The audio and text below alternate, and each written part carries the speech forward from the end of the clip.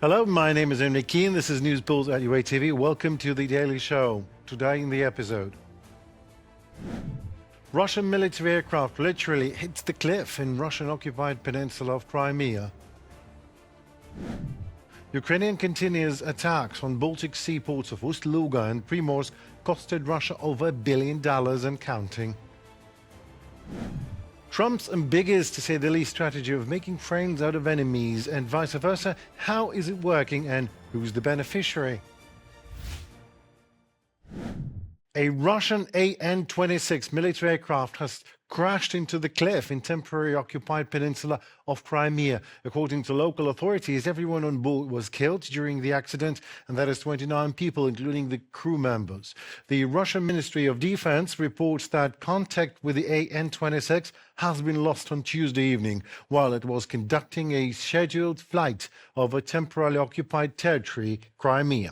According to Russian media reports, the An-26 crashed into a mountainside.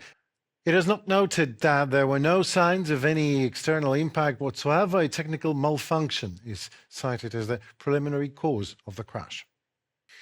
Also, probably just a force of nature, an explosion occurred at the chemical plant in Tatarstan, followed by a massive fire there. The incident resulted in 2 fatalities and left 72 others injured.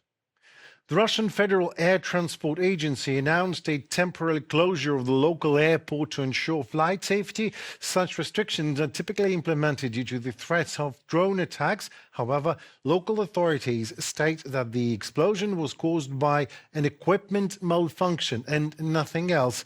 Well, we don't know what exactly has happened with that plane in Crimea or this plant in Tatarstan, but while Putin spends all money on war and not on Russian economy that obviously badly needs it, such accidents will inevitably occur more and more often.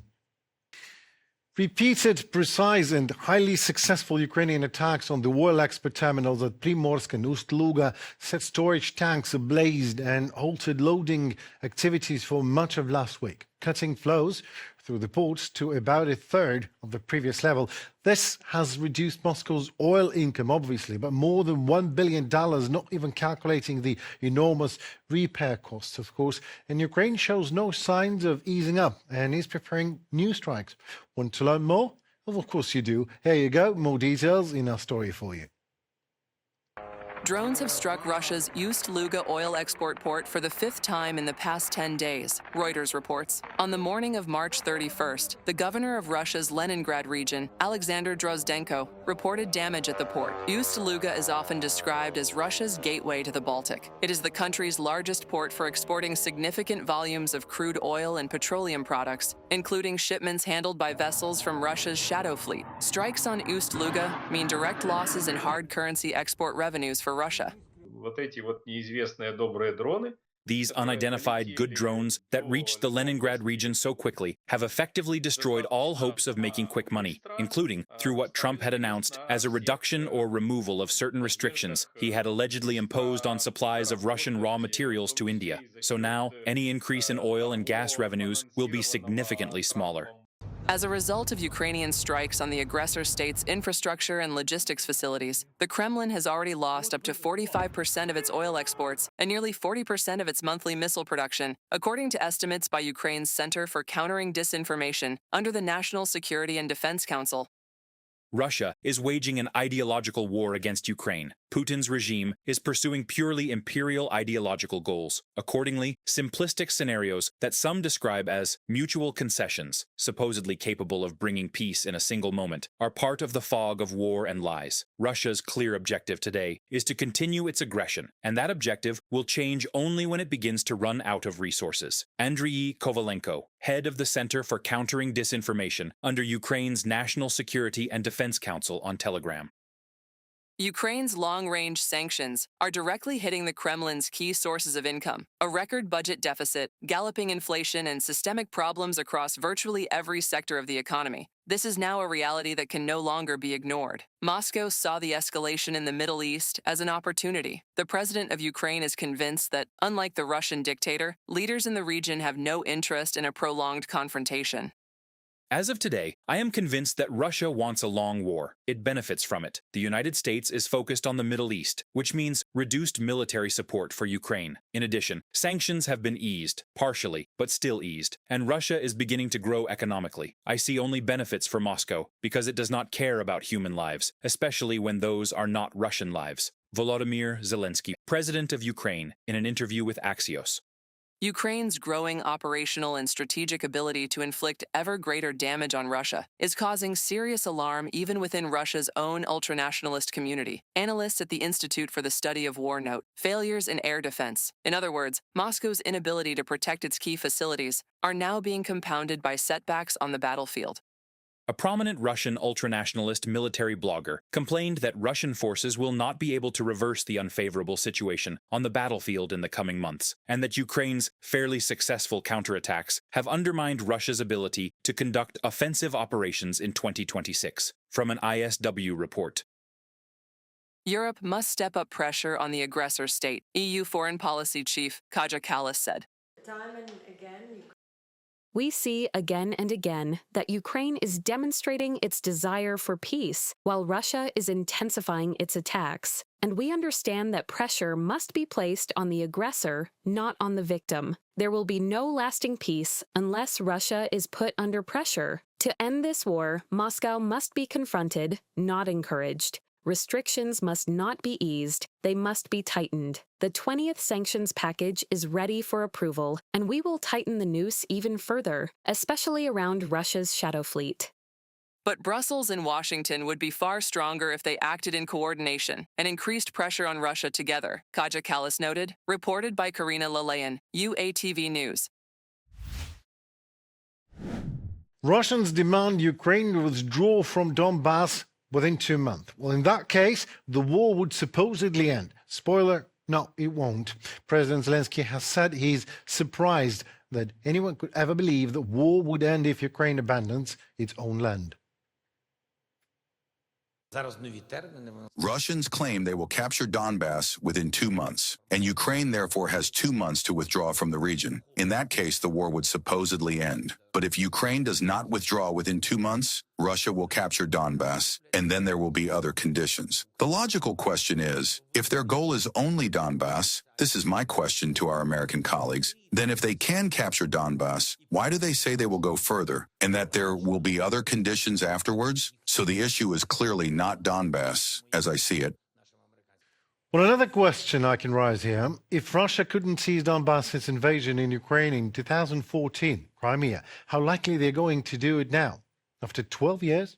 With Russian losses in 2026 already mounting to 89,000 personnel killed or severely wounded at least. Zelensky confirmed Russia planned to mobilize 400,000 people and a bit more in 2026, of which only 20% were actually mobilized, around 80,000, and now with 89,000 lost. Well, do the math, it's easy to get here. Donald Trump has said that countries facing problems with fuel supplies through the Strait of Hormuz, including the United Kingdom, should act on their own. Trump suggested either buying fuel from the United States or, quote, going to the Strait and just taking it, adding that allies should, another quote, learn to fight for themselves. All of those countries that can't get jet fuel because of the Strait of Hormuz, like the United Kingdom, which refused to get involved in the decapitation of Iran, I have a suggestion for you. Number 1, buy from the U.S., we have plenty. And number 2, build up some delayed courage, go to the Strait, and just take it. You'll have to start learning how to fight for yourself. The USA won't be there to help you anymore, just like you weren't there for us. Iran has been essentially decimated. The hard part is done. Go get your own oil. Donald Trump, President of the United States, on Truth Social. Well, here it is in easy terms. Trump is the hard part. And they are birds of a feather, King Trump and his Russian counterpart, Russian Tsar Vladimir Putin. Both being morbid narcissists, physically incapable of grasping any truth that does not support their absolute power. While Putin in his head is reassembling the Soviet empire back, which is his personal greatest fix, the greatest lie King Trump has delivered is that of make America great again, while America never ceased to be great. In the first place. Nor before Trump, not even under him, and certainly not after he leaves the office. And while Putin has a plan, no matter how warmongering, cruel and delusional it might be, Donald Trump obviously has none whatsoever. Donald Trump never solved a single problem while doubling down on any of them, or even worse, causing them wherever and whenever he emerges. And while the surgical intervention of the tumor of Iranian Islamic fundamentalism, the regime, may be necessary indeed, the operation itself wasn't anything that even close resembled of proper surgery. It was poorly planned, badly backed, both by intel and ground forces, even more badly scheduled, and astonishingly disastrously commanded by Trump and his ill majesty. And as a result, the tumor started to metastasize. And again, not only Trump has no plan whatsoever how to deal with the aftermath of his own inconsistency and all-overwhelming morbid stupidity, he seems to be enjoying sowing global chaos and just walking out the door, leaving the world ablaze and oozing oil, blood, and unresolved wars burning for decades, publicly delivering the nonsense so utter that it is making those anti-American palms in the Kremlin and in China just rub one another.